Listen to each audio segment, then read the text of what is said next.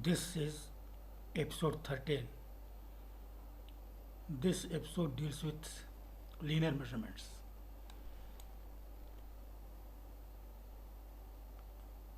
For measuring a line, the equipment needed is 1. Steel tape. I don't use chain. I suggest that you shouldn't use it. Linen or metallic tape is less accurate than even chain and is unsuitable for field survey. Ranging poles. I don't use ranging poles. I use sticks. I don't carry them. I ask the owner of the field to bring sticks and towels from home. Towels are tied to the top of the sticks and serve as flags.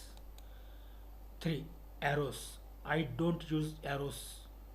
Sticks about 6 inches long and 1/4 inch in diameter can be easily obtained at site and they can be used in place of arrows. Line ranger. I don't use this too. Ranging by eye is adequate for field survey. Plumb line. I don't use this also.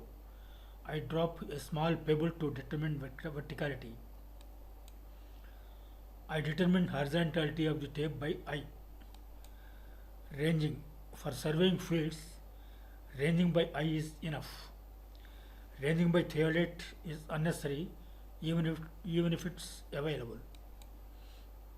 Here, AB is a short line.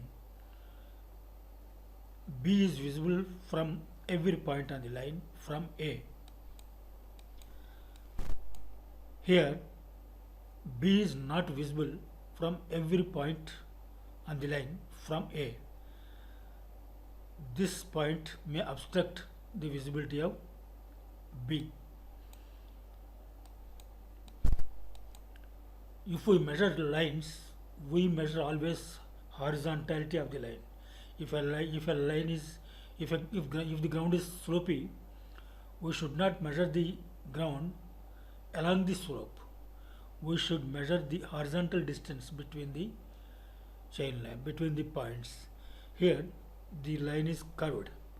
So we measure these horizontal lines and we add them up, and the line of the length of the line is obtained.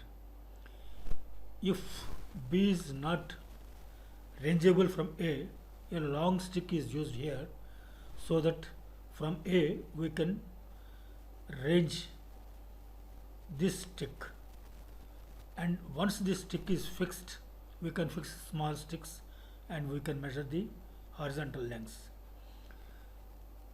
The length of this horizontal part is determined by the sag allowed in the chain. Here I drop a small pebble and I locate F.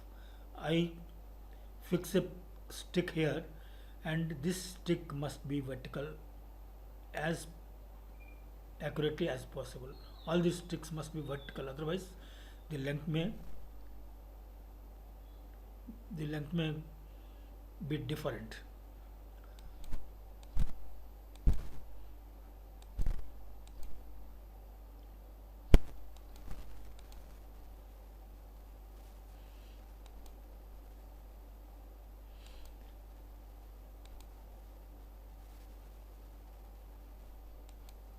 Here, this is the chain line. From A, B is not visible. In this case, a stick is fixed here, a stick is fixed here, and a man C stands here, and a man D stands here. C directs D to come in alignment with B. That means D must come here so that CDB is in straight line. Then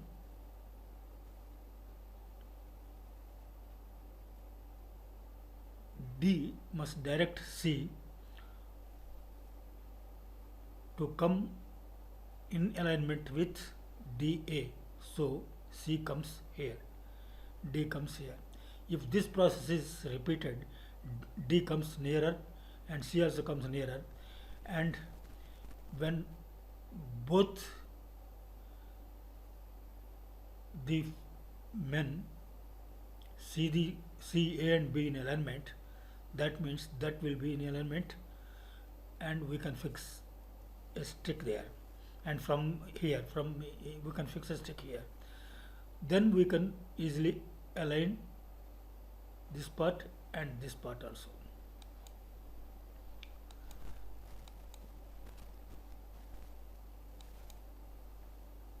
Chaining. The word chaining is used for measuring a line with either tape or chain. Three persons are required for measuring a line. 1. Surveyor. 2. Follower. 3. Leader. The length of the handle of a tape or chain is included in the length of a tape or chain. A tape has only one handle, but a chain has two handles. In the other end of the tape, there is 100 feet mark, and that can be used as the end. A tape, however, has only one handle. An arrow must be thrust into the ground at 100 feet mark on the tape. If it is chain, the arrow must be thrust into the ground at the end of the handle. Arrow is used to mark the end of a chain. Just touching the handle of the chain, an arrow must be thrust into the ground. If the ground is too hard to thrust an arrow into, a plus mark should be drawn on the hard ground and the arrow should be left there. One cross line is not sufficient. If the ground is too hard to thrust an arrow into, a plus mark should be drawn on the hard ground and the arrow should be left there. One cross line is not sufficient. A set of 10 arrows or a set of 10 sticks is generally used. I never use arrows. About 6 inches long and about 1/4 inch stout sticks are used in place of arrows. These are easily made in the field. The number of sticks which are to be used depends upon the length of the chain lines. After deciding the number of sticks to be used, extraneous sticks should never be used. The total number of sticks with the leader and the follower must often be checked. Before starting chaining, it is necessary to fix long sticks at every corner of the field. Flags, towels should, for easy visibility of the sticks, ranging rods, be tied to the top ends of the sticks. If the line is short, flags need to be used. If a survey stone exists at a corner, how can the stick be fixed? Fix it touching any side of the stone. Measurement must be taken to the center of the top surface of the stone.